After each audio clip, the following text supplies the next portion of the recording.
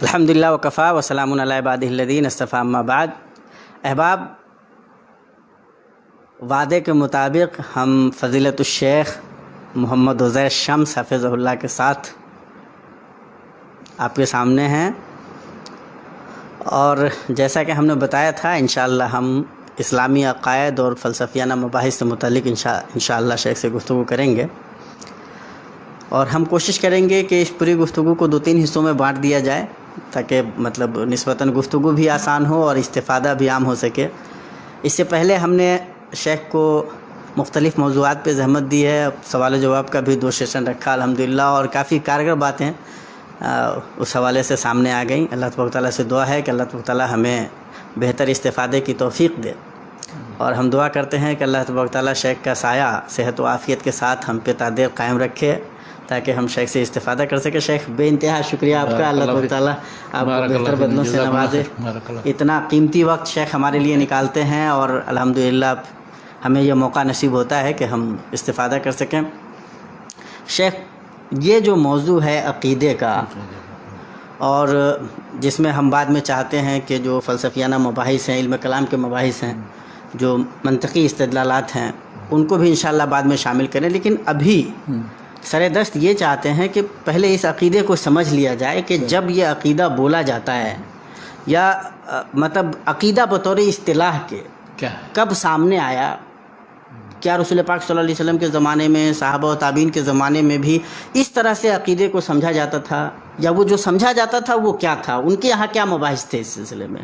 دیکھیے، سب سے پہلی بات تو ظاہر ہے کسی بھی علم یا فن پر گفتگو کرنے سے پہلے اس کا مفہوم کیا ہے اور اس میں کیا مباحث آتے ہیں، کب یہ اصطلاح بنی ہے، یہ سب چیزیں جاننا ضروری ہیں. عقیدہ کا لفظ جو ہے عربی زبان میں عقد، عین قاف دال کے مادے سے، عقد معنی ہوتا ہے گرہ لگانا.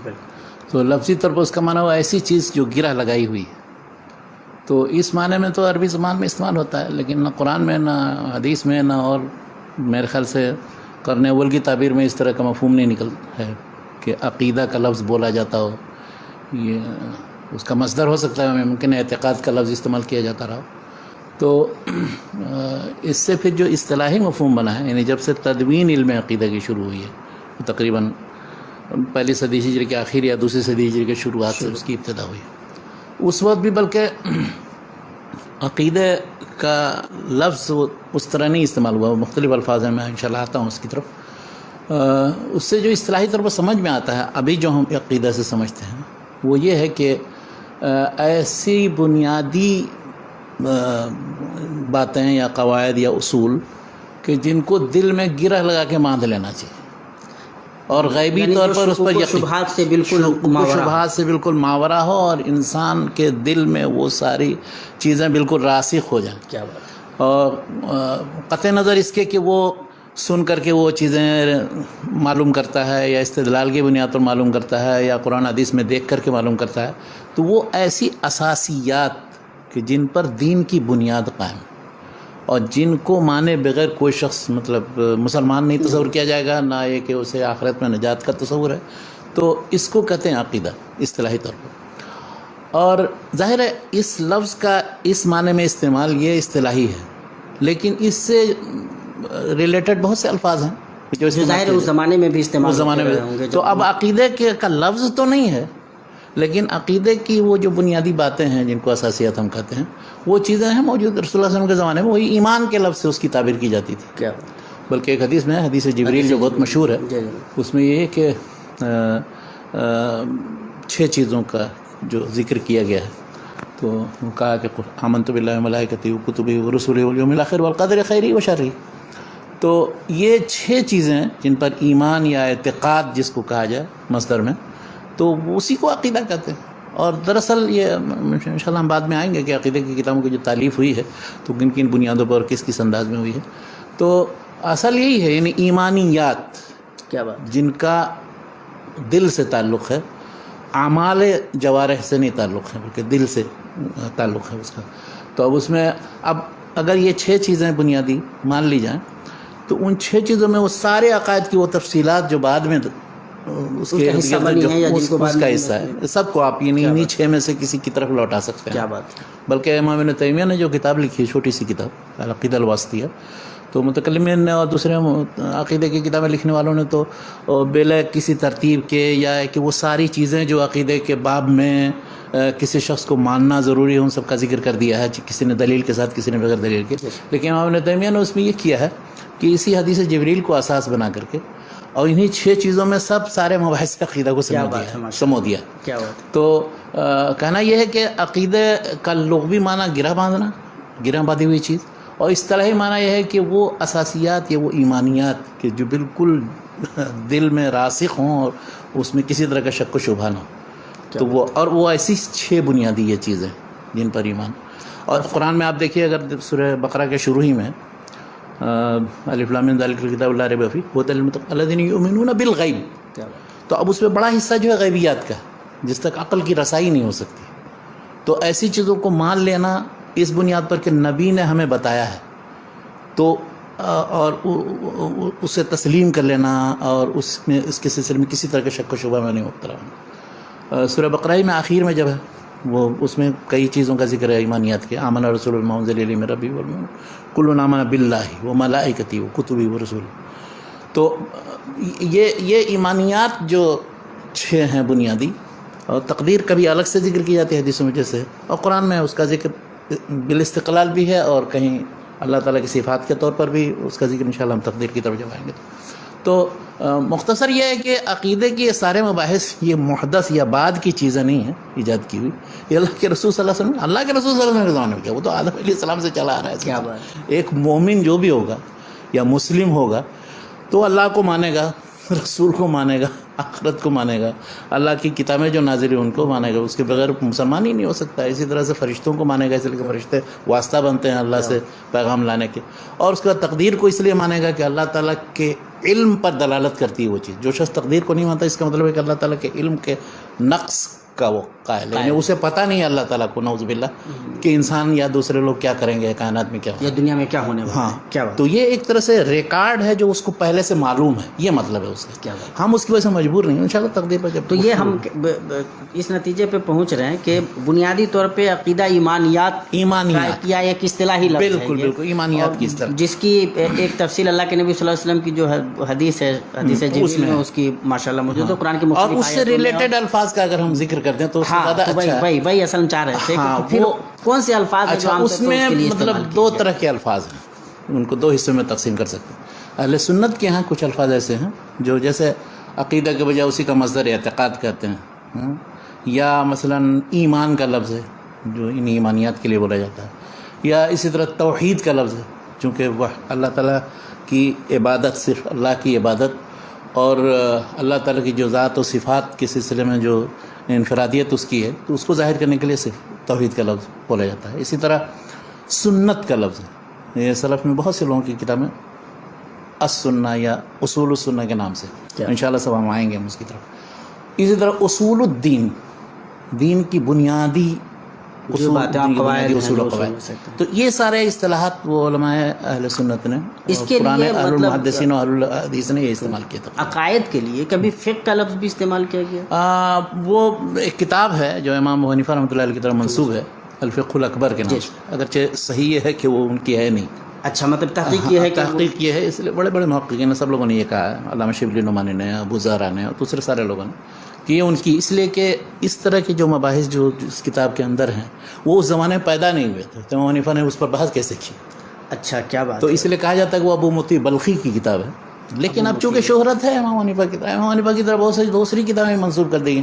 مثلا صرف میں ایک چھوٹی سی کتاب ہے المقصود فی الصرف، اس کو امام حنیفہ کی طرح منسوب کر دیا، حالانکہ امام حنیفہ کے اس سے کوئی تعلق نہیں ہے اس کتاب کا صرف کا. اور لیکن بس کسی نے منسوب کر دیا. رحمۃ اللہ علیہ کی اس کتاب کے علاوہ جو منسوب ہے ان کی طرف، اور تحقیق یہ ہے کہ ان کی نہیں ہے، کیا اس زمانے میں اور کوئی ایسے عالم ہے جو فقہ کو بھی اس اصطلاح میں دیکھتے ہیں؟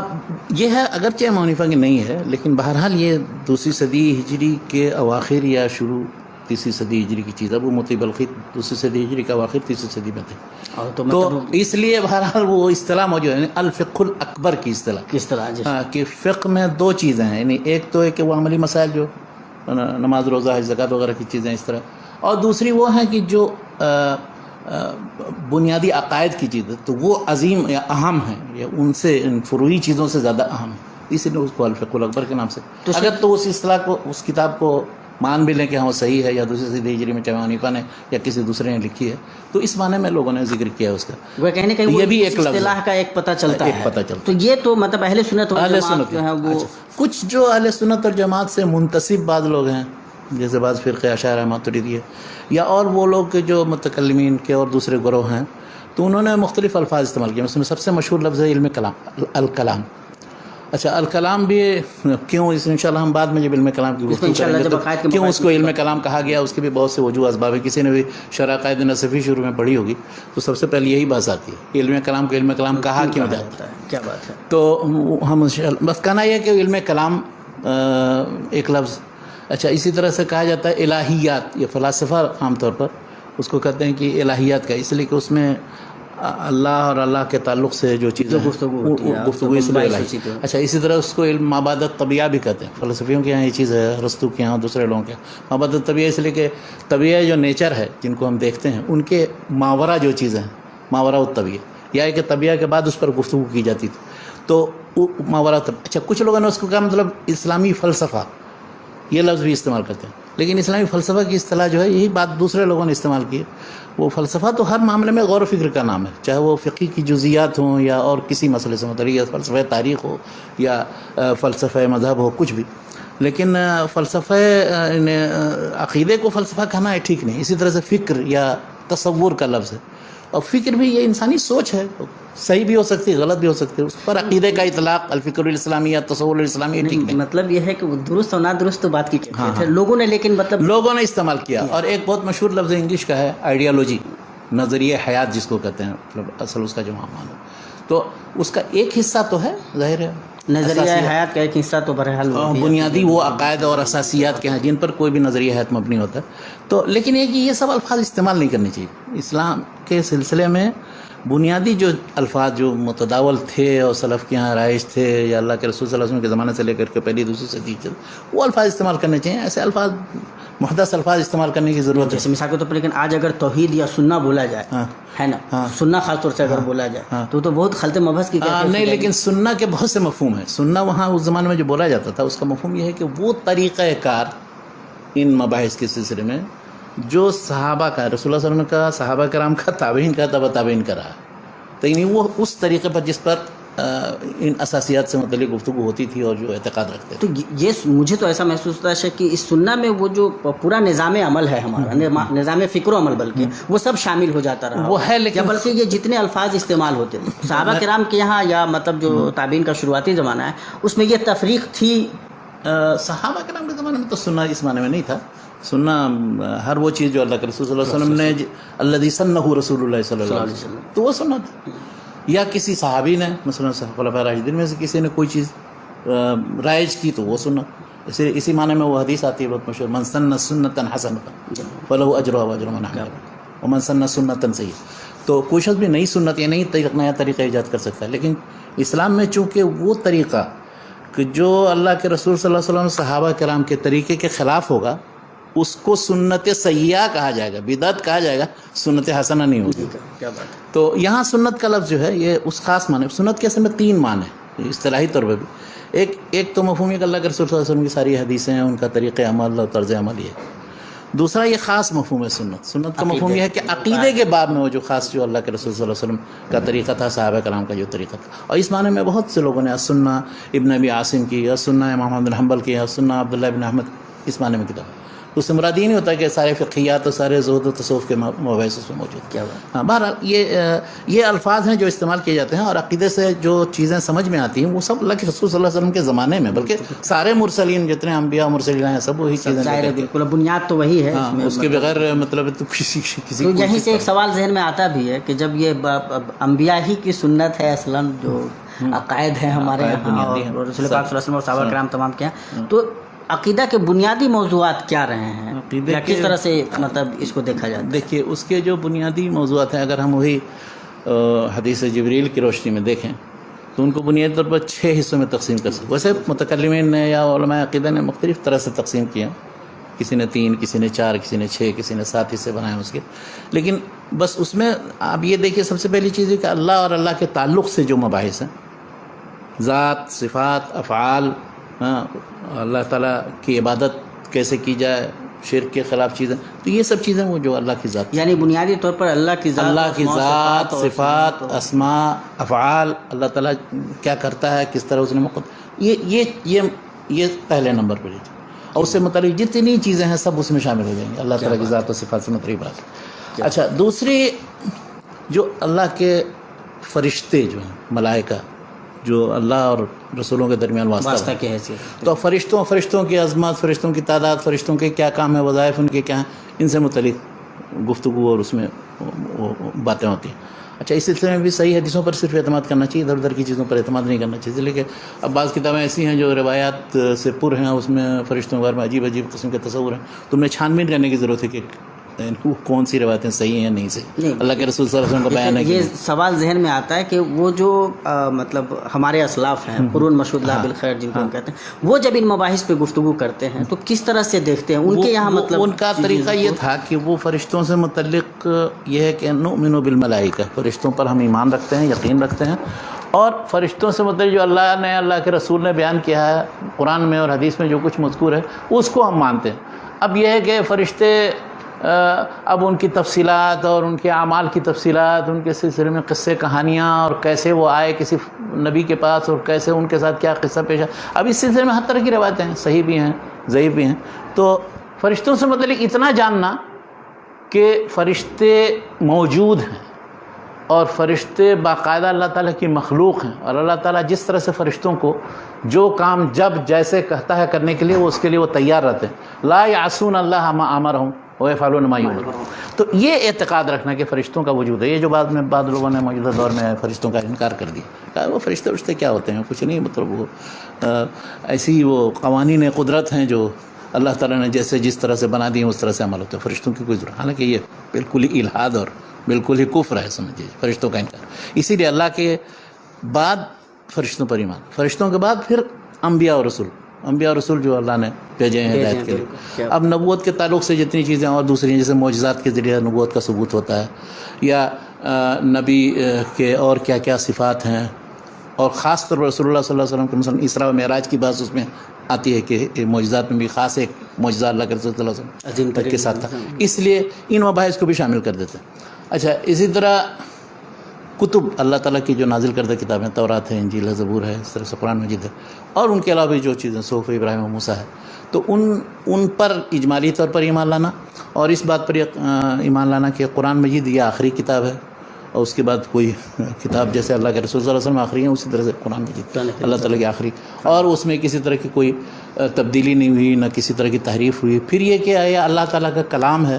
بعد میں قرآن کے تعلق سے یہ کہا جائے کہ وہ مخلوق ہے، یعنی اللہ تعالیٰ نے پیدا کیا ہے، اور معتزلہ کا جو جس پہ اتنا ہنگامہ ہوا، محمد بن حنبل نے اس کے خلاف وہ کیا، تو پھر وہ سلف نے پھر کہا کہ نہیں، قرآن مجید مخلوق نہیں، غیر مخلوق، یا صرف یہ کہ قرآن مجید کلام اللہ ہے، مزید کوئی اضافہ کرنا اس میں اضافہ، یہ غلط ہے اور یہ بدعت. کیا بات. تو قرآن سے متعلق یا اللہ کی کتابوں سے متعلق ہوئی. والیوم الآخر، آخرت پر ایمان، یہ تو بنیادی چیز ہے. اچھا، اب آخرت پر ایمان پر جب بحث کرتے ہیں تو وہ پھر اس سے پہلے، یعنی مرنے سے پہلے یا آخرت آنے سے پہلے، برزخ، اشراط الساعہ وغیرہ کی جو چیزیں ہیں، کیا بات، اس سے پہلے اب اس کی بھی آیتیں ہیں بہت سی، بلکہ متواتر حدیثیں ہیں، اور آیتوں سے کچھ اشارہ ہوتا ہے. یعنی عیسیٰ علیہ السلام کا نزول مثال کے طور پر، یاجوج ماجوج کا خروج، یا مہدی کا آنا، یا اس طرح سے اور دوسرے جو مختلف دابۃ الارض وغیرہ کا جو ذکر ہے، وہ قرآنی آیات میں بعض جگہوں پر اجمال ہے اور اس کی تفصیلات حدیثوں کے اندر ہے. تو ان کو اسی طرح سے برزخ میں مرنے کے بعد اب عذاب قبر، یہ باقاعدہ مطلب بنیادی مباحث میں سے جو ذکر کی جاتی ہیں عقیدے کی کتابوں، اور ان کے مخالفین کو سب کو کہا جائے گا گمراہ ہیں اور وہ نہیں مانتے، یقیناً جو نہیں مانتے ہیں گمراہ ہیں. اچھا، اس کے بعد پھر جب اٹھایا جائے گا، حشر و نشر ہوگا، تو حشر و نشر کے میدان میں جو چیزیں ہیں ان کی تفصیلات ہوتی ہیں، کیسے اعمال وزن کیے جائیں گے، کیسے پل صراط ہے، اور کس طرح سے جنت جہنم ہے، جنت جہنم کی جو نعمت ہے. پھر سب سے بڑی نعمت جو ہے رویت باری، تو رویت کا مسئلہ یہ بہت اہم عقیدہ. تو اتنی چیزوں سے تقریباً مکمل ہو جاتا ہے سارا کچھ. اب ایک دو مسئلہ اس طرح کا رہتا ہے جو بعد میں عقیدے کی کتابوں میں آیا، اس لیے کہ بعد میں گمراہ فرقے پیدا ہوئے. جنہوں نے مسائل پیدا کیے، مسائل پیدا کیے، غلط رجحان اختیار کیا، تو اس کے رد کے طور پر، تو خاص طور پر ایسے مسائل کے جس میں اب جیسے صحابہ کرام اور امامت اور خلافت کا مسئلہ، یہ بہت بنیادی محتم بشان مسئلہ تھا، اس لیے کہ اللہ کے رسول صلی اللہ علیہ وسلم نے جن کو تیار کیا ہے تزکیہ نفس کے بعد، تو وہ جماعت اس پر کوئی داروگیر کرے یا حرف گیری کرے یا اس پر قدح کرے یا ان پر تان و تشنی کرے، یہ بہت ہی بری چیز، اس لیے وہ گویا ایک طرح سے مطلب بہت ہی محتم بشان مسئلہ بن گیا۔ پھر خلافت کے مسئلے میں چونکہ اختلاف ہوا اور شیعوں نے الگ راستہ اختیار کیا، اور پھر اس کے بعد خوارج نکلے اور انہوں نے پھر خلفاء راشدین کے خلاف کارروائی کی اور لڑائیاں ہوئیں وغیرہ وغیرہ، تو اس لیے وہ امامت اور خلافت کا مسئلہ بھی اس میں اہم بنیادی اس میں شامل ہو گیا۔ تو اس طرح ہوا ہے کہ ایسے بعض مباحث کے جن کا تعلق مثلا اب ایک مسلمان کا عقیدہ تو یہی ہے بنیادی، لیکن اب وہ دوسرے مسلمانوں سے متعلق کیا تصور رکھے، اور مثلا کوئی گناہ گار ہے اور معاصی کا ارتکاب کرتا ہے، تو اب کیا وہ کافر ہو جائے گا اس کی وجہ سے کہ نہیں کافر؟ خاص طور سے تو اب وہ ایمانیات کی بحث میں وہ حصہ آتا ہے کہ کوئی مومن اگر کفر کے علاوہ یعنی دوسرے جیسے گناہ کا ارتکاب کرتا ہے تو کیا اس کی وجہ سے کافر ہو جائے گا کہ نہیں ہوگا؟ اب اس سلسلے میں مختلف فرقے ہیں، تو یہ جو مختلف فرقے بعد میں پیدا ہوئے مختلف مسائل کی بنیاد پر، اور ان پر جو رد کیا گیا، تو اس کی وجہ سے اس مسئلے کی پھر اہمیت بڑھ گئی۔ توحید کے سلسلے میں مثال کے طور پر اب توحید عبادت سے متعلق تو اختلاف نہیں ہوا ہے، وہ تو بعد کے شرک و بدعت کے جو دل دادا ہیں وہ لوگ اس میں پڑے ہیں، لیکن یہ کہ عام طور پر توحید یعنی صفات کو ماننے کا جو تصور ہے وہ تو تھا، سلف کے ہاں سب کچھ تھا، لیکن جہمیہ کا فرقہ پیدا ہوا جب جہم بن صفوان، اس نے سارے صفات کا انکار کر دیا، تو اب وہاں ان کو صفات کا اثبات یہ توحید کے بنیادی مقتضیات متطلبات میں سے بن گیا۔ چنانچہ امام ابن خزیمہ کی کتاب مثلا کتاب التوحید پڑھی ہے، کتاب التوحید کا مطلب ہی وہاں وہی ہے، یعنی صفات کا اثبات۔ کیا بات ہے! اس لیے کہ انہوں نے ان لوگوں کو پیش نظر رکھ کے رد کیا۔ اچھا، اسی کے برعکس دیکھیے کتاب التوحید، جہاں جب شرک و بدعت اور خرافات اور غیر اللہ کی عبادت اور اس کے مختلف جو انواع اقسام جو پھیلے متاخرین کے ہاں، تو اب جن لوگوں نے مثلا کتاب التوحید کے نام سے محمد بن عبد الوہاب کی بھی کتاب ہے، تو محمد بن عبد الوہاب نے کتاب التوحید سے توحید العبادہ یعنی عبادت کے تعلق سے جو غیر اللہ کی عبادتوں کی جو مختلف شکلیں ہیں ان پر رد کرنے کے لیے وہ کتاب، تو کہنا یہ ہے کہ یہ اللہ، رسول، آخرت، اسی طرح سے فرشتے، اللہ کی کتابیں اور تقدیر کے تعلق سے اور گمراہیاں، یہ سب جو تقدیر بھی جو ہے یہ آپ دیکھیے کیوں اس کو جزو ایمان منایا جاتا ہے، ایک تو ہے قرآن حدیث میں بھی ہے، حدیث جبریل میں، دوسرا سب سے پہلے یعنی شیعوں یا رافضیوں کے اختلاف کے بعد یہ تقدیری کا مسئلہ پیدا ہوا ہے، یہ تو صحابہ کرام کے زمانے میں بعض صحابہ نے رد کیا ہے اس مسئلے کو، اس طرح اسی کے بعد ایمان کا مسئلہ پیدا ہوا ہے، یعنی مرجیہ پیدا ہوا کہ کچھ بھی عمل کرتے رہو مومن ہو تم کوئی مسئلہ نہیں، ہمیشہ کے لیے جنت میں جاؤ، اور اس کے مقابلے میں دوسرے جو بالکل ہی معمولی گناہ کرو سیدھے بس نکل گئے ایمان سے۔ ہاں، اب کچھ لوگ وہ بین منزلتین والے معتزلہ پیدا ہوئے، معتزلہ نے یہ کہا کہ نہیں وہ نہ مومن ہے نہ کافر ہے، وہ بیچ کے منزلتین بین المنزلتین، انہوں نے اپنی ایک کیٹیگری بنا دی۔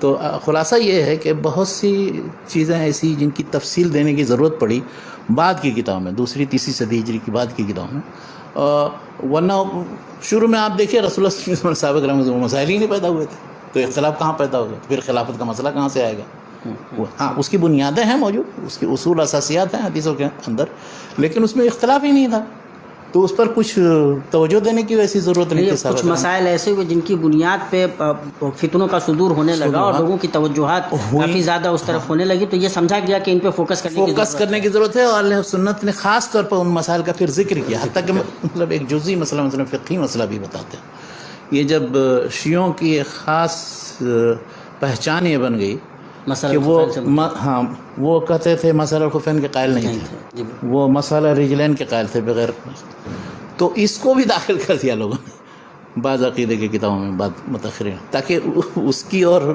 متاخرین غالباً احمد بن حنبل رحمۃ اللہ علیہ تقریباً دوسری صدی ہجری، یعنی یہ متاخرین کا مفہوم کیا ہے؟ متاخرین کا مفہوم یعنی سلف جو قرن اول میں تھے ان کے بعد کے جو لوگ، اچھا، یہ متاخرین کی جو بعد میں، وہ زمانے میں تو خیر شرک و بدعت وغیرہ کا کوئی وجود نہیں تھا اس طرح، لیکن اس طرح کے خرافات و بدعت جو چیزیں، یعنی جب ایک چیز کو جب کسی خاص گروہ سے اس طرح سے باضابطہ وہ کر لیا گیا اور لگا کہ نہیں اس کی یہ اہمیت ہے، تو اس کو بھی عقیدے کا جز سمجھا جانے لگا، اس لیے کہ پھر آپ اگر نہیں اس سے مطلب اپنا مثلا خلق قرآن سے مطلب، اب اگر آپ کہیں گے نہیں ظاہر کر رہے ہیں اپنا موقف کہ قرآن مخلوق ہے غیر مخلوق کچھ نہیں ہمیں پڑھنے کی ضرورت ہے، چھوڑو اللہ کا کلام ہے صرف، تو اس کا مطلب ہے کہ آپ اس کے قائل نہیں ہیں کہ قرآن مجید غیر مخلوق ہے، سبحان تو اللہ، کیا بات، اس لیے بتانے کی ضرورت ہے. کیا بات. تو لوگوں نے پھر وہ فوکس کیا، اس پر کتابیں لکھی. بلکہ امام بخاری نے کتابی خلق و افعال العباد اسی لیے لکھی. ان کو جو متہم کیا گیا کہ یہ جو ہے لفظی بالقرآن مخلوق کے قائل ہے. اچھا، اس کا مطلب دوسرا تھا امام بخاری کا، لیکن اس سے لوگوں نے یہ سمجھا کہ اچھا یہ بھی خلق قرآن کے قائل ہے. تو اس کے سے برات کے لیے انہوں نے یہ خلق و افعال العباد جیسی کتاب لکھی، اور انہوں نے یہ دکھایا کہ نہیں ہم نہیں قائل ہیں اس کے، اور میرے کہنے کا یہ مطلب نہیں ہے. میرے کا مطلب یہ ہم جو تلفظ کر رہے ہیں وہ جیسے ہم لکھتے ہیں تو وہ ہم مخلوق ہے، ہاں، لیکن اللہ کا کلام جو ہے وہ نہیں مخلوق. کیا بات ہے. لیکن جو مطلب تلفظ جو ہم جو اپنے سے ادا کرتے ہیں، یہ ادائیگی ہماری ہے. ہم جو قلم سے لکھ رہے ہیں وہ لکھاوٹ ہماری ہے. تو وہ جو مطلب یہ پروسیس ہے، یہ ہماری طرف منسوب ہوگا. لیکن فی نفسی کلام اللہ تو کلام اللہ ہے. کیا بات ہے. تو یہ جو اہل سنت والجماعت نے جو اس پورے عقیدے کے مباحث کو دیکھا، ان کے یہاں کیا امتیازات و خصوصیات ہیں، وہ کس طرح سے دیکھتے ہیں؟ یہاں اصل میں ہم یہ اس لیے چاہ رہے ہیں کہ یہ آج راسخ ہو جائے تاکہ جب ہم لوگ اس آنے والے ہفتے میں اس موضوع پہ باتیں کریں تو پھر آسانی ہو انشاءاللہ. دیکھیے، ان کی جو اہل سنت والجماعت کے عقیدے کی جو خصوصیت ہے وہ یہ ہے، سب سے پہلی بات تو یہ کہ وہ مطلب کہ اللہ اور اللہ کے رسول نے کیا کہا ہے اس کو مانتے ہیں. زبردست. یعنی ان کے مقابلے متکلمین کو آپ دیکھیں، انشاءاللہ ہم آئیں گے بعد میں بات کریں گے. وہ یہ کہتے ہیں کہ عقل کی روشنی میں جب تک ہم پرکھیں گے نہیں.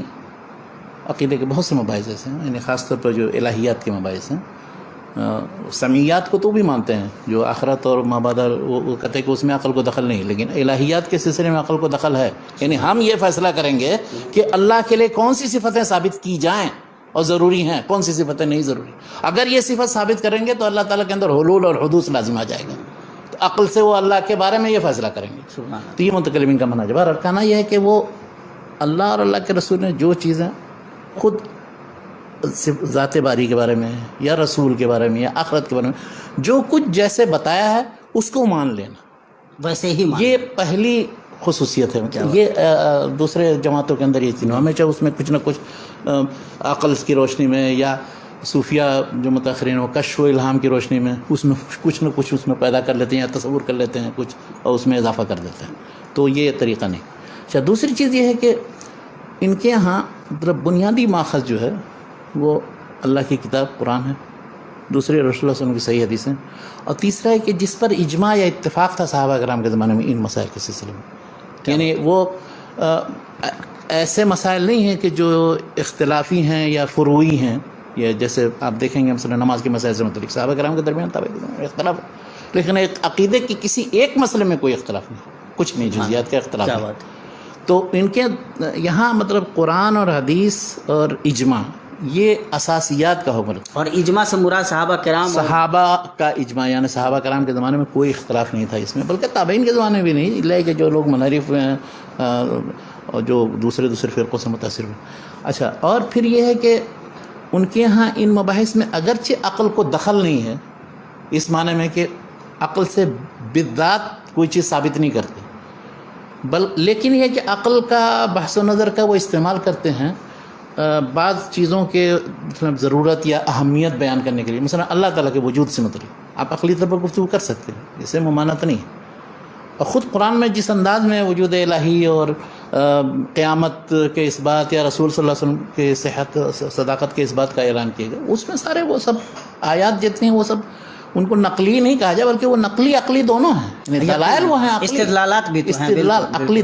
تو عقل سے یعنی بالاستقلال و بالذات تو نہیں اس بات ہوتا ہے، لیکن وہ مؤید کے طور پر اس سے تائید کا کام اور اس سے استفادہ کا کام لیا جاتا ہے.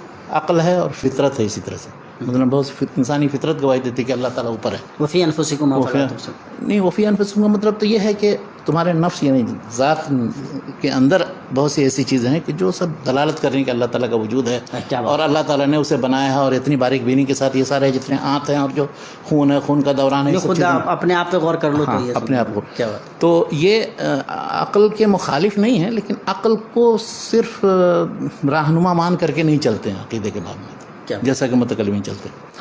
اور پھر متکلمین کے یہاں جو ایک بنیادی چیز ہے یہ کہ عقل اور نقل کے درمیان اگر تعارض ہو تو وہ فرض کرتے ہیں، تو وہ عقل کو کہتے ہیں کہ وہ قطعی ہے، اور نقل کو اس کے مطابق کھینچ تان کر کے تعویل کر کے لانے کی کوشش کرتے ہیں. اہل سنت کے یہاں یہ ہے، علماء اہل سنت کے یہاں ان کے یہاں کہ عقل اور نقل کے درمیان اولاً عقل صحیح اور نقل صحیح کے درمیان تعارض ہی نہیں ہو سکتا، ممکن ہی نہیں. ممکن ہی نہیں. اس لیے کہ اگر عقل قطعی ہے اور نقل بھی قطعی ہے، یہ ہو ہی نہیں سکتا. یا تو ان میں سے کوئی ایک چیز غلط ہوگی. کیا بات. اور وہ تو اس لیے ہمیں ضرورت ہی نہیں پڑتی ہے ہر اس حدیث یا نقل صحیح کے خلاف جو بھی عقل ہوگی اس میں گڑبڑی ہوگی، یا عقل اگر قطعی ہے تو اس کے خلاف جو حدیثیں پیش کی جا رہی ہیں وہ صحیح ہوں گی ہی نہیں. کیا بات. تو دونوں کے درمیان تعارض ہی ممکن ہے. اسی طرح امام ابن تیمیہ نے پوری ایک کتاب ہی لکھ ڈالی در و تعارض العقل والنقل کے نام سے. انہوں نے دکھایا کہ یہ مفروضہ ہی غلط. کیا بات. اچھا، اور انشاءاللہ ان مباحث پہ ہم ابن تیمیہ رحمۃ اللہ علیہ سے متعلق بھی ایک گفتگو شیخ کے ساتھ کریں گے. جی اچھا. اور میں نے جیسے کہا کہ قرآن اور حدیث کی روشنی میں وہ عقیدہ ثابت کرتے ہیں اجماع کے ساتھ، اس میں عقل صرف بالاستقلال عقل سے نہیں استدلال کرتے ہیں بلکہ عقل سے مدد لیتے ہیں. اسی طرح سے صوفیہ کے یہاں جو کشف و الہام ہے تو کشف و الہام کو بھی وہ مصدر عقیدہ یا ماخذ عقیدہ نہیں مانتے ہیں، بلکہ اس سے یعنی سرے سے عقیدہ کی کوئی چیز کیا شریعت کی کوئی چیز نہیں ثابت کرتے ہیں الہام کے ذریعے. جو صوفیہ کے یہاں جو چیز رائے جام طور پر وہ ایک لمبی چوڑی بحث ہے، وہ اس میں پڑھنے کی ضرورت ہے. اچھا، یہ جو ہے اہل سنت کے عقائد کی اور بہت سی خصوصیت ہیں. سب سے بڑی بات اب یہ دیکھیے کہ بالکل سادہ عقیدہ ہے، اسی میں کوئی ایچ پیچ نہیں، ہر عام آدمی سمجھ جاتا.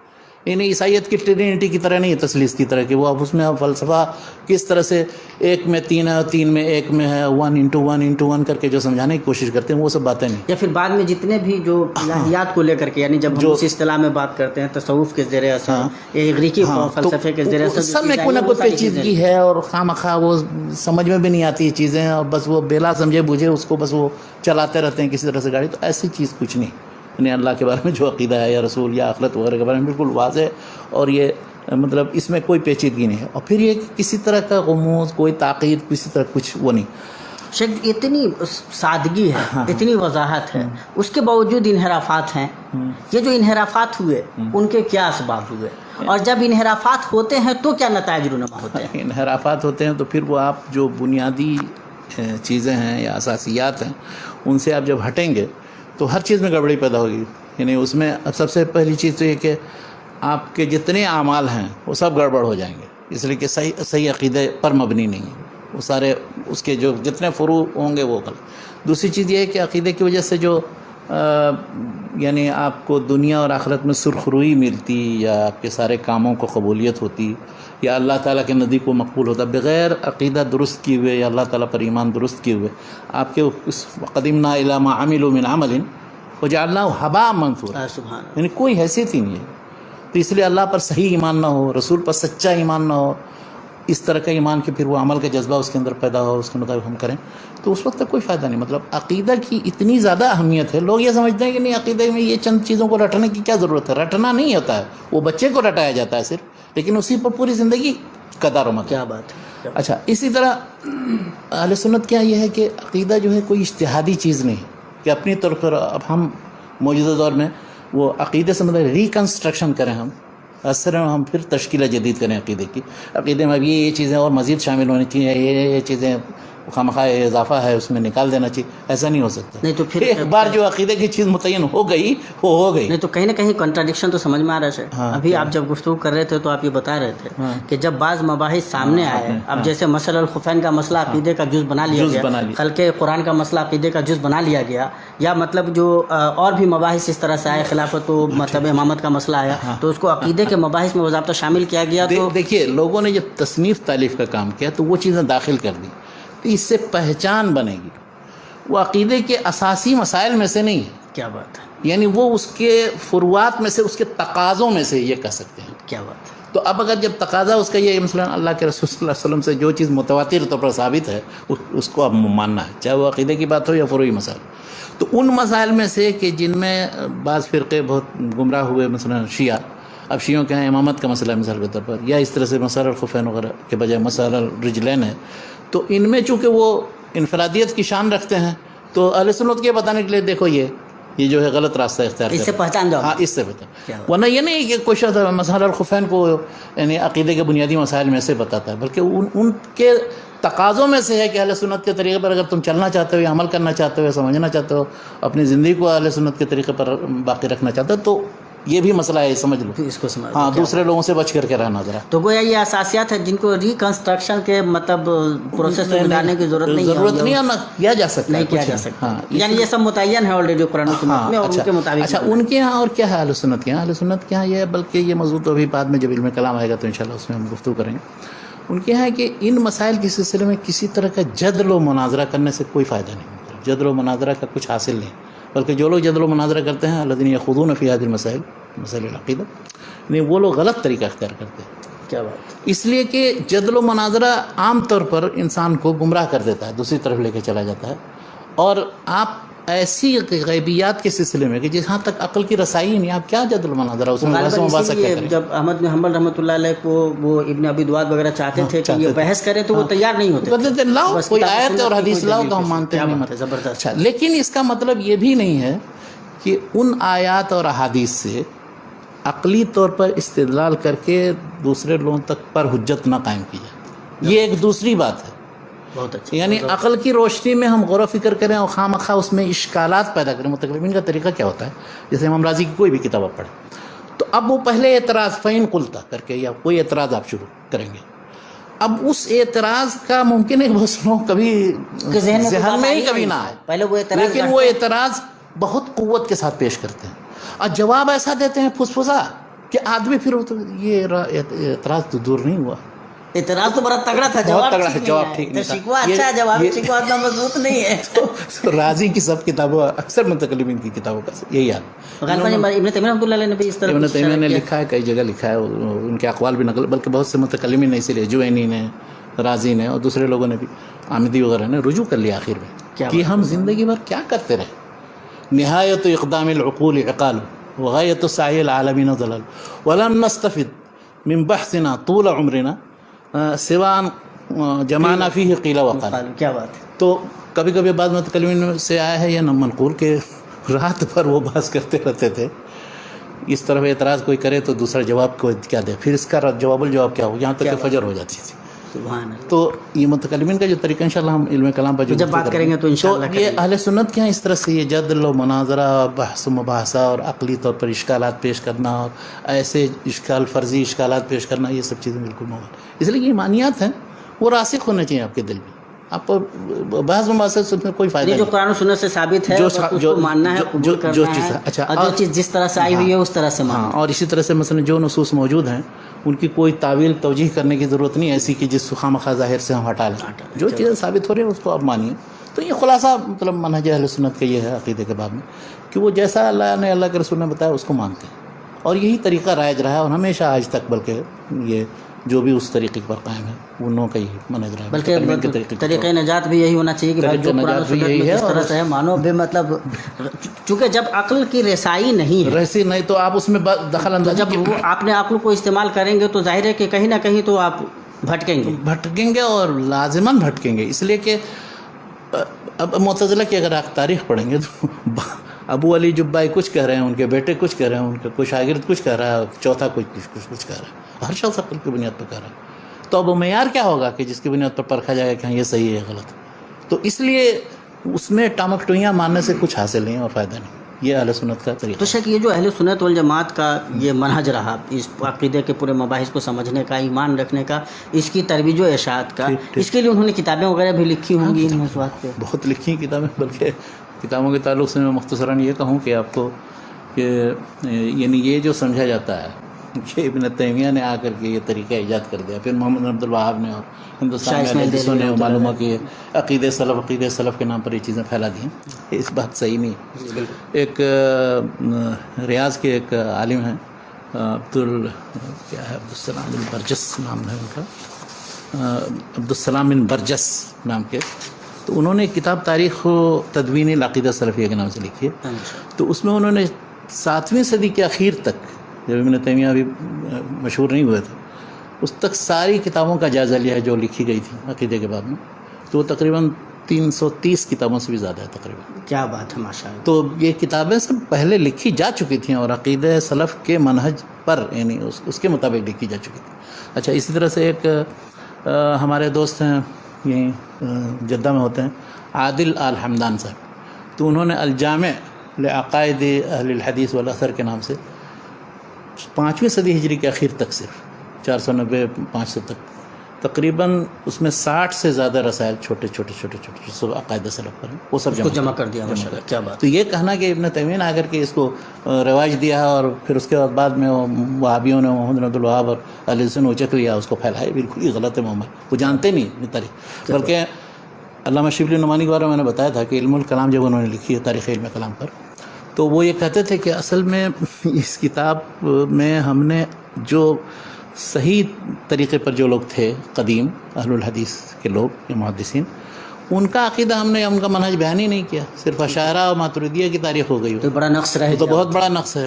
ہونا یہ چاہیے تھا کہ جو صحابہ تابعین تبع تابعین کے طریقے پر جنہوں نے حدیث عقیدے کی تدوین، ان کا کیا طریقہ کار تھا، ان کے کیا تصورات تھے، کون چیزیں تھیں، وہ ذکر کی جاتی، تو وہ نہیں ذکر کی انہوں نے. اچھا، ایک پاکستان کے بہت بڑے عالم تھے مولانا بدیع الدین شاہ راشدی، تو انہوں نے ایک کتاب پر مقدمہ لکھا ہے، فتح المجید کا ترجمہ ہے، جو فتح المجید یہاں کتاب توحید کی جو شرح ہے، کتاب توحید کی جو شرح ہے، تو اس کا جب اردو ترجمہ شائع ہوا پاکستان میں، تو اس وقت انہوں نے اس پر ایک لمبا مقدمہ لکھا. اس لمبے مقدمے ابتدائی دور سے لے کر کے اور بالکل اپنے زمانے تک جتنے لوگوں نے عقیدہ سلف پر کتابیں لکھی سب کا ذکر کیا، تو بڑی تعداد. اس اردو ترجمے کا جو مقدمہ ہے اس اعتبار سے، بلکہ اب اس کی اہمیت کے پیش نظر اس کا عربی ترجمہ کر کے جامعہ سلفیہ بنارس میں شائع کر دیا. کیا بات ہے. اس کے مترجم تھے شیخ علی حسین صاحب بیچارے، جن کا انتقال ہوا، بہت بڑے عالم تھے. تو انہوں نے اس کا یعنی اعتناء المسلمین بتالیف عقیدۃ سلف ایسے کچھ نام ہے اس کا. تو مختصر کہنا مجھے یہ تھا کہ اس پر کتابیں بے شمار لکھی ہیں لوگوں نے، اور ان کتابوں کا احساس بھی لوگوں نے کرنے کی کوشش کی ہے. اور لیکن یہ ہے کہ کتابیں یہ مختلف مناہج مختلف طریقے کی ہیں. مثلا اب کسی نے کوئی کتاب لکھی ہے چھوٹی سی، بنیادی چیزیں کون سی ہیں جن پر ایمان رکھنا چاہیے، تو اس طرح کے چھوٹے رسائل بے شمار ہیں جو عادل الحمدان نے الجامع میں جمع کر دی. اچھا، کسی نے مثلا جتنے روایات وارد ہیں صحابہ تابعین تبع تابعین سے اپنے زمانے تک محدثین کے، وہ سب سند کے ساتھ نقل کر دی. کیا بات. اب مثلا السنہ ابن ابی عاصم کی 287 ہجری میں ان کے بعد، تو اب سارے مباحث عقیدہ میں صحابہ سے تابعین سے تبع تابعین سے اور ان کے ائمہ تک کیا کیسے کن الفاظ کے ساتھ کیا چیزیں منقول ہے سب ذکر کر دیں. اچھا، اسی طرح دوسرے ایک تھے عبداللہ بن احمد 290 میں ان کے وفات، امام بن حنبل کے بیٹے، ان کی کتاب کا نام بھی السنہ 2 جلدوں میں چھپی ہوئی، اس میں بھی اسی طرح سے سند کے ساتھ ساری چیزیں وہ ذکر کر دی. تیسری کتاب اسی طرح سے لالکائی کی شرح اصول اعتقاد اہل سنت والجماعہ 418 میں ان کے وفات، انہوں نے بھی وہ سارے وہ سب جمع کر دی. الشریعہ ہے آجری کی 360 میں ان کے وفات، انہوں نے بھی یہی. تو یہ جو بڑی کتابیں ہیں جس میں سند کے ساتھ باقاعدہ ایک قول اور کسی نے کیا بیان کیا وہ پورے نص کے ساتھ وہ نقل کر دیتے ہیں. تو اس طرح کی بڑی کتابیں بھی لکھی. اچھا، تیسری کچھ اس طرح کی کتابیں جس میں کسی خاص فرقے کو ٹارگیٹ کیا گیا ہے یا کسی خاص شخص کو ٹارگیٹ، تو رد علی الجہمیہ کے نام سے بہت سے لوگوں کی کتاب ہے، ابن مندہ کی کتاب ہے اور دوسرے بہت سے لوگوں کی کتاب. جو لوگ شروع میں تھے، پہلی صدی دوسری تیسری نہیں، ابن مندہ تو 395 میں وفات ہے، چوتھی صدی. اس سے پہلے بھی رد علی الجہمیہ کے نام سے ابن ابی حاتم 327 میں وفات ہوئی. ان سے پہلے رد علی الجہمیہ کے نام سے محمد بن حنبل کی کتاب 241 میں وفات، الزنادقہ والجن. تو رد کے طور پر جو کتابیں لکھی ہیں کسی خاص فرقے کی، چاہے وہ مرجیہ ہوں، شیعہ ہوں، قدریہ ہوں وغیرہ جو بھی. اچھا، کسی نے کسی خاص شخص آدمی کو ٹارگیٹ کیا، مثلا عثمان بن سعید الدارمی کی کتاب، تو بشر المریسی ایک بہت بڑا معتزلی تھا 3 صدی میں، جو بہت بڑا وہی سبب بنا تھا اصل میں سارے جتنے فتنے و بلا کا. تو اس کے رد میں عثمان بن سعید الدارمی کی بہت مشہور کتاب ہے رد علی بشر المریسی، عثمان، انہیں کی ایک کتاب رد علی الجہمیہ کے نام سے بھی. تو اس طرح کی کتابیں کچھ لوگوں نے کچھ اس طرح کی کتابیں لکھی ہیں، جیسے کسی نے نظم کے طور پر بھی کچھ بعض کتابیں لکھی، وہ منظوم ہی پوری کتابیں. امام ابن قیم کی بہت مشہور کتاب جو الکافیۃ الشافیہ، جس کو نونیہ کہا جاتا ہے، قصیدہ نونیہ ہونے کی وجہ سے. تو نونیہ قصیدہ وہ پورا کا پورا نظم ہے، کئی ہزار اشعار پر، وہ سارے عقیدے کے مباحث، سب عقیدہ ہی کے مباحث ہی ہیں اس میں. سبحان اللہ. اور جس نے جب گمراہی جیسے اختیار کی وہ سب بھی اس میں بیان کی. اچھا، ایک 5ویں صدی ہجری کا ایک ہے مشہور ہے قحطانی نسبت سے. اب وہ ہے کون اس کی تفصیل تو نہیں ملتی ہے، ان کے حالات بھی نہیں ملتے، لیکن نونیت القحطانی کے نام سے ایک منظومہ ہے وہ بھی. اچھا، وہ تھا اس نے جیسا کہ نظم میں ذکر کیا 1-2 جگہ وہ تھا ابو العلا ماری کے بعد، یعنی ابو العلا ماری کی وفات ہوئی 449 میں، تو ظاہر اس کے بعد تھا، 5ویں صدی ہجری میں تھا بندہ 5ویں صدی ہجری 6 صدی ہجری سے پہلے تھا، 5ویں صدی میں. کیا بات. تو وہ اس نے اس نونیہ کے اندر بہت سارے جتنا قدیم سلف کا عقیدہ کیا تھا اس کے خلاف جن جن لوگوں نے الگ الگ طریقہ اختیار کیا ان سب پر پھر رد، اور وہ یہ نظم کا طریقہ بھی لوگوں نے اختیار کیا. اچھا کسی نے یہ کیا کہ عقیدے سے متعلق جیسے کوئی جزئی مسئلہ ہے تو اس جزئی مسئلے پر الگ کتاب لکھی. کسی نے ایمان پر تو بہت سی کتابیں، الایمان ابن مندہ کی ہے، الایمان ابو عبید القاسم علیہ السلام کی 224 میں کی وفات، بہت اہم کتاب. اس طرح الایمان ابن ابی شیبہ وغیرہ کی 235 میں وفات. تو اسی طرح کسی نے توحید پر لکھا، توحید بھی کئی معنی میں، توحید الاسماء والصفات کے معنی میں بھی، توحید ربوبیہ کے معنی میں بھی. تو وہ توحید کا جو یہ معنی لیا جاتا ہے صرف توحید ربوبیت، اس پر لوگوں نے کتابیں نہیں لکھی، ورنہ آپ کو سلف کے یہاں کتاب ملے گی. اس لیے کہ توحید ربوبیت کے سلسلے میں تو مسلمان کا مطلب غیر مسلم و مشرکین کا بھی اختلاف نہیں تھا. کیا بات. وہ تو اللہ کو رب مانتے تھے، خالق مانتے تھے، رازق مانتے تھے، تو اس پر کتاب لکھنے کی کیا ضرورت ہے، وہ تو سبھی مانتے تھے. لیکن بعد میں جو متکلمین آئے انہوں نے توحید کا مطلب وہ توحید ربوبیت لیا. سبحان اللہ. اور توحید یعنی اسی کو سمجھتے ہیں توحید ربوبیت. حالانکہ توحید ربوبیت ثابت کرنے کی کیا ہوتا ہے، فی اللہ شک فاطر السماوات والارض، تو اس کو ثابت کرنے ہے اس کی کیا ضرورت. یعنی کبھی یہ اعتراض کسی نے نہیں کیا کہ ملحد ہو، کوئی زندیق ہو تو اس پر حجت قائم کی جائے گی کہ اللہ تعالیٰ کا وجود ہے کیوں نہیں ہے، عقل کی روشنی میں بھی ہے، نقل کی روشنی میں.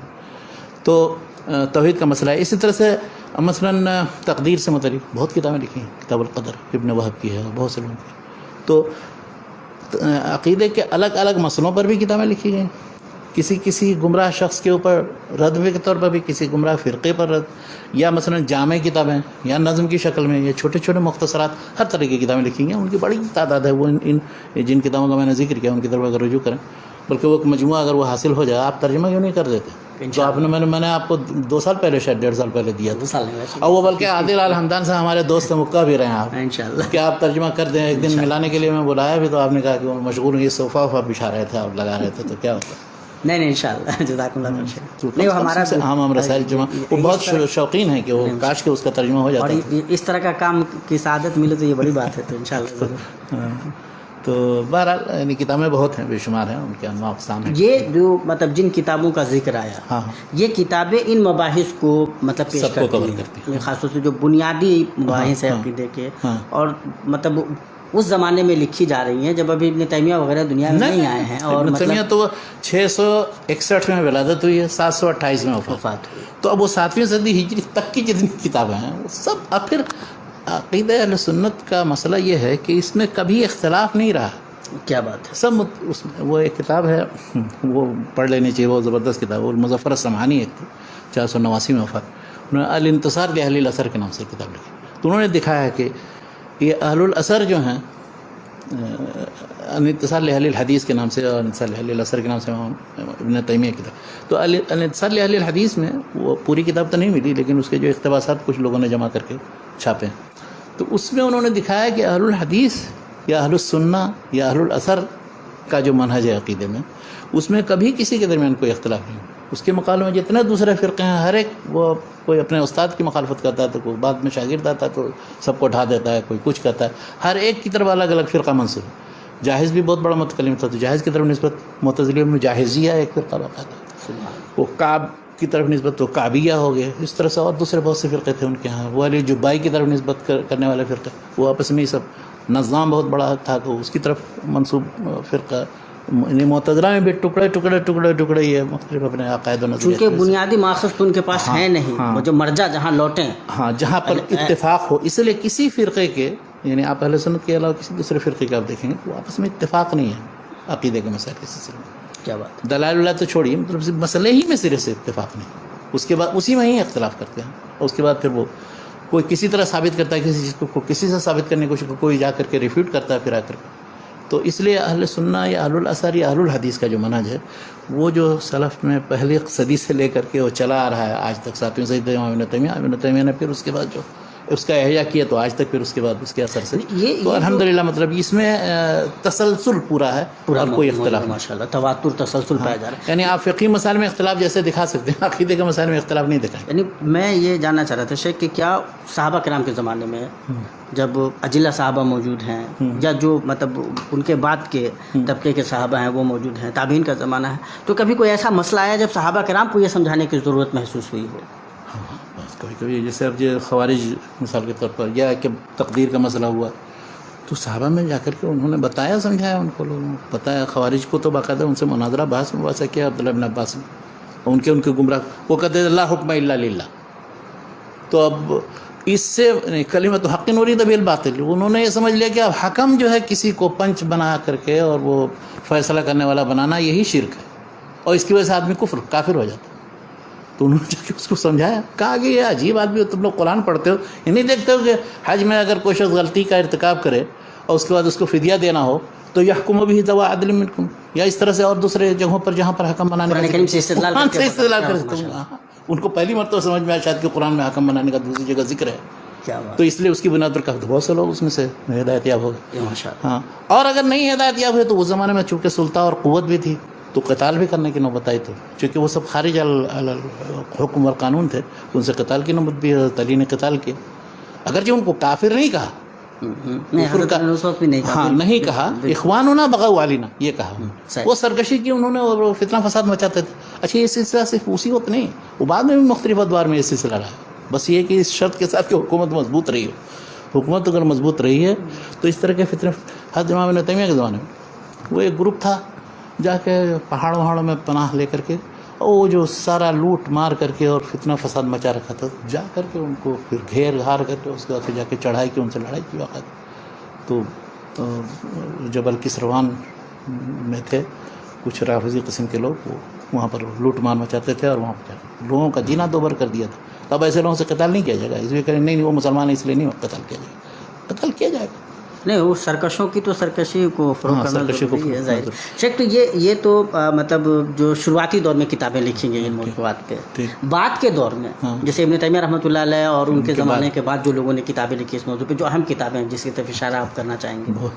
اہم کتابیں تو بہت ہیں، اب ایک دو کتاب، لیکن یہ کہ عقیدے میں الحمدللہ ایک بات یہ ہے کہ چند کتابیں بھی آدمی پڑھ لے، دو چار کتابیں، ایک مختصر کوئی، ایک وہ بڑی کتابوں میں سے کوئی کتاب پڑھ لے، اس طرح کوئی اور امام ابن تیمیہ کی ایک دو کتاب ابن تیمیہ کی ابن قیم کی پڑھ لے تو وہ کافی ہے. یعنی سارے مباحث کا احاطہ ہو. میں آپ کو ایک دلچسپ قصہ سناؤں. وہ ایک ہیں احمد الریسونی، مغرب کے بہت بڑے محقق و فاضل عالم ہیں، فقہ اور اصول فقہ قواعد فقہیہ کے ماہر، مقاصد شریعت میں ان کا کام بھی ہے. تو ایک زمانے میں یہاں جدہ میں رہتے تھے تو آتے تھے. تو ایک بار ہم شوق سے لے گئے ان کو، میں اور میرے دوست محمد سلیمانی صاحب تھے. تو مکتبۃ الرشد یہیں تھا، وہاں گئے. ان کو سلیمانی صاحب دکھا رہے ہیں کہ دیکھیے یہ کتاب چھپی ہے عقیدے میں، یہ کتاب چھپی ہے، یہ کتاب چھپی، وہ کوئی 5 جلد میں، کوئی 4 جلد میں، کچھ. کہا یہ عقیدے میں یہ 5-7 جلد والی کتاب کا کیا فائدہ؟ چھوٹی سی کتاب 100 صفحے 150 صفحے کی وہ کافی ہے، اس میں بنیادی چیزیں ہوتی ہیں، اس کی دلائل ہوتے ہیں بس، اور کیا.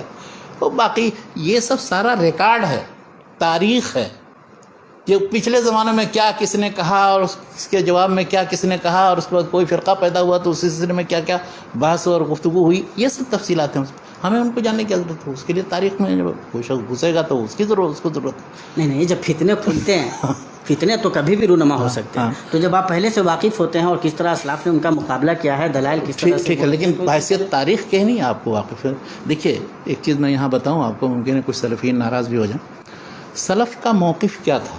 جب کوئی فتنہ پیدا ہو تو اس کا مقابلہ کیجیے، دلیل کے ذریعے بھی مقابلہ کیجیے اور باقاعدہ ان کو سمجھا کر کے بتا کر کے بھی، اور یا پھر اگر حکومت ان کو دیکھے کہ وہ بہت فتنہ پرور ہیں تو ان سے قتال و جہاد کے ذریعے بھی.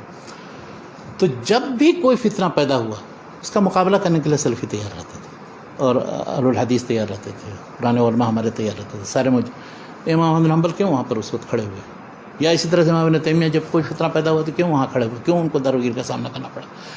تو ہمیشہ اہل الحدیث کا موقف یہ رہا ہے کہ وہ فتنوں کا مقابلہ کرنے کے لیے اٹھ کھڑے ہوتے ہیں. یہ نہیں کہ خالی پچھلے فتنوں کی تاریخ پڑھتے رہتے. تو اب موجودہ دور کے جتنے فتنے ہیں جو مسلمانوں کے درمیان جو مختلف فتنے پیدا ہوئے ہیں ان کے مقابلہ کرنے کے لیے اس وقت کتنے اہل حدیث اور سلفی جو ہیں وہ آگے بڑھ رہے ہیں. یہ ہے سلف کا طریقہ. سلف کا منہج یہ ہے کہ ہم ہر فتنے کا مقابلہ کرنے کے لیے، جیسے ہم نے انکار حدیث کا مقابلہ کیا، قادیانیت کا مقابلہ کیا، اس طرح سے شیعوں دوسرے جو گمراہ فرقوں کے مقابلے میں کھڑے ہوئے. اب موجودہ دور میں بھی اسی طرح سے الحاد ہے، بے دینی ہے اور دوسری طرح کے افکار و نظریات، ان کا مقابلہ کرنے کے لیے آپ کتنا پیش قدمی کر رہے ہیں. اصل یہ کام کیجیے، زبردست، یہ کرنے کا کام. عقیدہ سلف تو معروف ہے، معلوم ہے کیا چیز ہے نہیں معروف. جزاک اللہ. لیکن یہ کہ جو فتنہ پیدا ہوگا اس کے مقابلے میں اگر آپ نہیں اٹھ کھڑے ہوتے تو آپ صرف یہ کہیے کہ نہیں ہمیں 5ویں صدی کے فلاں عالم کی کتاب کا ترجمہ چھاپ دیا. یہ سلفیت نہیں ہے. زبردست. یہ اس زمانے کی تاریخ آپ بتا رہے ہیں کہ اس زمانے میں یہ ہوا. آپ اپنے زمانے کو بھول کر کے تجاہل عرفانہ برتنے کی کوشش کر رہے ہیں. کسی نے کہیں تو گوشہ نشینی اختیار کرنی ہے. ہاں تو وہ ٹھیک نہیں ہے. نہیں، وہ گوشہ نشینی کی بھی حدیث ہے. وہ کب ہے کہ بالکل اتنا زیادہ فتنہ ہو جائے کہ آپ کے لیے اپنا ایمان بچانا. تو ابھی تو وہ دور نہیں آیا. ابھی تو گھس کر کے مقابلہ کرنے کی ضرورت ہے. تو یہ جب ایسا دور آئے گا تو چلے جائے گا. آپ بھی کچھ بکریاں وکریاں لے کر کے اور پہاڑ وہاڑ میں چلے جائے گا، وہاں پر اپنا دین و ایمان بچائیے گا. ابھی تو وہ دور نہیں آیا. بالکل انشاءاللہ. تو شیخ یہ کہنا، لیکن ابھی تھوڑا شروعات ہو گئی ہے لگتا ہے. یہ جو کورونا کی وجہ سے سب اپنا گھر میں بند ہو گئے ہیں اور وہ اللہ پتہ نہیں آئندہ کیا ہوگا. اللہ پاک وبا اٹھائے اور ہمیں توفیق دے کہ ہم نے جو اسباق سیکھے ہیں کوارنٹائن اور لاک ڈاؤن اور زندگی کے بہت ساری نئی اصطلاحات اور مطلب کیا کہتے ہیں پابندیوں کے عجیب و غریب مرحلے، تو اللہ تعالیٰ ہمیں توفیق دے کہ ہم درس عبرت لے سکیں، زندگی کو زیادہ منظم کر سکیں اور خلق خدا کی نفع رسانی کا کام ہم سے ہو سکے. شیخ وہ ہم لوگ تھوڑا اس سے نیچے آ جائیں، ابن تیمیہ رحمۃ اللہ علیہ سے تھوڑا سا آگے بڑھتے ہیں اور بعد کے دور میں جو اس سلسلے کی اہم کتابیں آپ کی نظر میں. ہاں وہ کتابوں کا ذکر ہے، میں تو دوسری طرف نکل گیا. دیکھیے قدیم میں 2-1 کتابیں آپ لے لیں تاکہ یہ نہ ہو کہ سب کتابیں ابن تیمیہ ہی نے لکھی ہیں اور ابن قیم نے لکھی ہیں. ٹھیک ہے، ابن تیمیہ ابن قیم نے لکھا ہے، انہوں نے اجتہاد کیا، لیکن میں نے جیسا کہ کہا اس سے پہلے 60-70 کتابیں مدون موجود ہیں، مطبوع معروف. تو ان کتابوں کو پڑھنے میں، ان میں جیسے 3-4 کتابیں میں بتاتا ہوں. مثال کے طور پر امام احمد بن حنبل کی الرد علی الزنادقہ والجہمیہ، یہ ضرور پڑھیں. یہ جو کہا جاتا ہے کہ اہل الحدیث بالکل عقل کی روشنی میں مناقشہ جدال نہیں کرتے ہیں، یہ بھی درست نہیں. امام ابن تیمیہ نے در و تعارض العقل والنقل کی 7ویں جلد میں اس موضوع پر بہت لمبی گفتگو کی. بلکہ اس سلسلے میں ایک دلچسپ بات یہ بتاؤں آپ کو کہ وہ ہمارے دوست عادل آل حمدان صاحب ہیں، تو انہوں نے کتاب لکھی ہے کہ اہل الحدیث یا اہل الاثر کا طریقہ ہے کہ وہ جدل و مناظرہ اور عقلی مباحث میں گھستے نہیں ہیں اور عقل کا سہارا نہیں لیتے. تو پھر اس میں ایک اعتراض اپنے اوپر وارد کیا کہ تو یہ دیکھیں ابن تیمیہ تو پوری زندگی ہر ایک سے لڑتے رہے اور عقلی طور پر چیتے اور سب کو اوقات اپنی بتاتے رہے. تو آپ ان کے بارے میں کیا؟ اب اس کی وہ طرح توجیہ کرنے کی کوشش کی کہ نہیں انہوں نے تو لیکن حق کے دفاع میں ایسا کیا. تو وہی بات تو علم کلام کا مطلب ہی ہے کہ دین حق کی طرف سے دفاع عقلی انداز میں کیا جائے. بلکہ جن لوگوں نے جس چیز کو تو ان کا بھی تو ان کی نیت بھی تو یہی تھی. ہاں لیکن اس میں علم کلام میں بعد میں بتاؤں. لیکن ابن تیمیہ نے اس میں در و تعارض العقل والنقل میں 7ویں جلد میں لمبی بحث کی، تقریباً 50-60 صفحے. انہوں نے کہا کہ امام احمد حنبل کو دیکھو، انہوں نے اس کتاب کے اندر انہی آیتوں سے استدلال کرتے ہوئے پھر عقلی طور پر ان پر حجت تمام کی. کیا بات ہے! یعنی کہ صرف حدیثیں درج کر دی ہیں اور آیتیں درج کر دی. یعنی دیکھیے 3 منہج تھا اس زمانے میں جو لوگ لکھتے تھے کتابیں. ایک منہج تو یہ تھا کہ صرف احادیث آثار ذکر کرتے تھے بس، ٹھیک ہے، کچھ نہیں کوئی گفتگو، حتیٰ کہ موضوع گڑھی ہوئی حدیثیں بھی درج کر دیتے تھے. تو امام تیمیہ نے اس پر تنقید کی، کہا یہ کون سی بات ہوئی؟ عقیدے کی باتیں آپ کر رہے ہیں، لکھ رہے ہیں عقیدے پر کتاب اور اس میں گڑھی ہوئی اور موضوع ضعیف بے شمار اس طرح کی چیز. اور ایسی کتابوں کی انہوں نے تعریف کی کہ جس میں انہوں نے صرف صحیح حدیثوں پر اختصار کیا. مثال کے طور پر کتاب التوحید جو ابن مندہ کی ہے، 395 ان کے وفات. انہوں نے کہا کہ یہ ایسی کتاب ہے جس میں صفات سے متعلق انہوں نے ساری صحیح حدیثیں درج کی. کیا بات ہے! تو کمال یہ ہے یا اہتمام اس چیز کا کرنا یہ چاہیے کہ صرف صحیح حدیثوں پر ہم اختصار کریں، ضعیف موضوع حدیثیں نہ. تو انہوں نے اس پر بھی تنقید کی. عقلی منہج جو مطلب عقلی استدلال کا منہج، بلکہ اس کو کہا ہی ہے یہی الادلۃ العقلیۃ النقلیہ. کیا بات! وہی الادلۃ النقلیہ ہی عقلی دلیلیں بھی، بشرطے کہ اس میں تعامل کرے. ایک جگہ انہوں نے اعتراض کرتے ہوئے جو الفتاوی میں لکھا ہے، انہوں نے کہا کچھ لوگ یہ سمجھتے تھے کہ یہ سب نقلی دلیلیں، اور جبکہ انہی کے اندر بلکہ انہی کے اندر وہ سارے تو عقلی استدلال. آپ اپنا غور و فکر کیجئے نا اس میں. تو میں یہ کہنا چاہتا ہوں پرانی کتاب ہے رد علی الزنادقہ والجہمیہ، بہت ہی اہم کتاب ہے. اور ایک مختصر سی کتاب جو ساری پچھلے جتنے اس کا مجموعہ ہے الشریعہ اجری کی ہے، اور دوسری کتاب شرح اصول اعتقاد اہل السنہ والجماعہ لالکائی کی. یہ 2-3 کتابیں پڑھ لیں اس میں ان کا مناظرہ اور جدل کا بھی منہج سمجھ میں آ جائے گا، اور اس وقت تک جتنے سلف کے لوگ تھے ان کا کیا عقیدہ تھا ہر باب میں یہ بھی سمجھ میں کیا بات ہے۔ اس کے بعد آئیے دور متوسط میں امام ابن تیمیہ کی کوئی بھی کتاب مثلا العقیدہ الواسطیہ چھوٹی سی کتاب ہے، حمویہ صفات باری کے مسلک سے متعلق، التدمریہ بھی اسی طرح سے صفات باری اور دوسرے مسائل سے متکلمین کے نمائش پر اثر رد ہے، اور ان کوئی ایمان کے مسئلے میں ان کی کتاب الایمان ہے اور دوسری کتاب کو پڑھی۔ ابن قیم کی 2 کتابیں بہت مشہور ہیں، اس میں اجتماع الجیوش الاسلامیہ وہ، اور اس طرح سے نونیہ جو یہ جس میں نظم میں انہوں نے لکھا ہے، اور ایک کتاب الصواعق المرسلہ، اور بھی دوسری ان کی کتابیں موضوعات میں۔ تو یہ ابن تیمیہ ابن قیم کی کچھ چیزیں۔ متاخرین میں موجودہ دور تک آپ دیکھیں تو محمد عبد الوہاب کی کتاب توحید، اس کی جو شروعات ہے، اور ہندوستان میں تقویۃ الایمان، اس کی جو شروعات ہے۔ اچھا، اتفاق سے یہ دونوں کتابیں جو ہے توحید عبادت سے متعلق، کیا بات، بالکل، جس میں شرک اور سارے جو غیر اللہ کی عبادت اور اس مظاہر شرک سے متعلق اس کی تردید ہے۔ تو یہ اور اس سے متعلق جو بعد میں پھر میں نے ایک کتاب کا ذکر کیا تھا کہ اگر کسی شخص کو پتہ کرنا ہو کہ بر صغیر میں اس طرح سے یہ سارا اصلاحی تحریک میں تقویۃ الایمان کی کیا اہمیت ہے، تو یہ کتاب ہے اکمل البیان، جو میں نے ذکر کیا تھا، فی تائید تقویۃ الایمان رد اطیب البیان۔ اس میں ان سارے مباحث اس سلسلے میں جو طرفین کی تحریریں ہیں ان کا خلاصہ کیا ہے وہ بیان کیا۔ تو یہ چند کتابیں پڑھیں تو اس سے اس کا خلاصہ سمجھ میں آ جائے۔ تو آج ہم نے شیخ کو زحمت دی اور ہم نے یہ جانا کہ عقیدے کے کو اہل سنت والجماعت سلف عقیدے کو کس طرح دیکھتے ہیں، کون سے مباحث ہیں جن پہ گفتگو ہوتی ہے اور کس طرح سے گفتگو کرتے ہیں، ان کے مآخذ کیا ہیں، قرآن و سنت کی ان کے یہاں بنیاد ہے، اور کس طرح سے وہ قرآن و سنت کو ہی اہم سمجھ کر کے بنیادی مرجع کی حیثیت دے کر کے غور و فکر کرتے ہیں، اور جب اس سے انحراف کی شکلیں سامنے آتی ہیں تو پھر قرآن و سنت کی روشنی میں رد کرتے ہیں۔ کون سی اہم کتابیں لکھی گئی ہیں جن کی طرف رجوع کرنا چاہیے، ابن تیمیہ رحمۃ اللہ علیہ سے پہلے کون سی کتابیں ہیں جو بنیادی مرجع کی حیثیت رکھتی ہیں، اور بعد کے دور میں کون سی کتابیں لکھی گئی ہیں جن سے ہم استفادہ کر سکتے ہیں، اور کیا کیا اصطلاحات تھیں ان مباحث کو پیش کرنے کے لیے جن کا استعمال کیا جاتا تھا۔ ان تمام موضوعات پہ الحمدللہ 1 گھنٹے کی ہماری گفتگو شیخ سے ہو چکی ہے، اور ہم دعا کرتے ہیں کہ اللہ تبارک تعالیٰ شیخ کو بہتر بدلوں سے نوازے اور ہمیں بہتر توفیق دے۔ انشاءاللہ آئندہ جب ہم نیکسٹ ویک شیخ کو زحمت دیں گے تو ہم علم کلام یا فلسفہ، منطق، ان کے جو مباحث عقیدے میں در آئے، ان کے کیا کیا اثرات مرتب ہوئے، کس طرح سے اسلاف نے ان کا مقابلہ کیا، اور یہ کیفیت کیا تھی، کس طرح سے یہ چیزیں آئی، اور مطلب کیا کہتے ہیں افیکٹنگ ہوئی اور افیکٹڈ بائی، دونوں جو کیفیت پیدا ہوئی اس پہ انشاءاللہ ہم لوگ گفتگو کریں گے۔